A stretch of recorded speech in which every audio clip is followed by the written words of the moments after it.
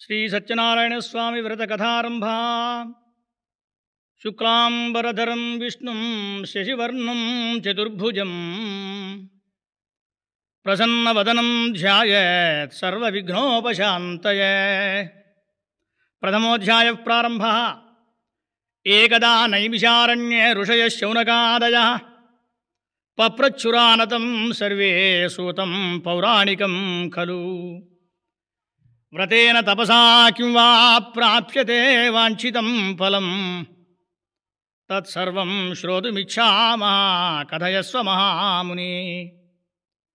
ఒకనాడు నైమిషారణ్యంలో శౌనకాది మహర్షులందరూ కలిసి సూతుల వారిని సమీపించి, ఓ మహాత్మా, ఏ వ్రతము ఆచరిస్తే, ఏ తపస్సు చేస్తే కోరిన కోరికలు నెరవేరుతాయో ఆ వ్రత విధానము మాకు చెప్పవలసింది అని అడిగారు.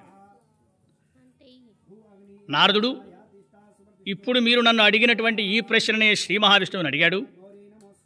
ఆ మహావిష్ణువు నారదుని గురించి చెప్పిన సన్నివేశాన్ని మీకు చెబుతున్నాను, శ్రద్ధగా వినండి అని సూతుల వారు ప్రారంభించి, ఒకనాడు నారదుడు లోకానుగ్రహకాంక్షతో సర్వలోకములు సంచారం చేస్తూ మానవలోకానికి వెళ్ళాడు. ఆ మానవలోకంలో అనేకమైన దుఃఖాలు అనుభవిస్తూ తాము చేసే కర్మల ఫలాలని దారిద్ర్యం ద్వారా అనేక జన్మలలో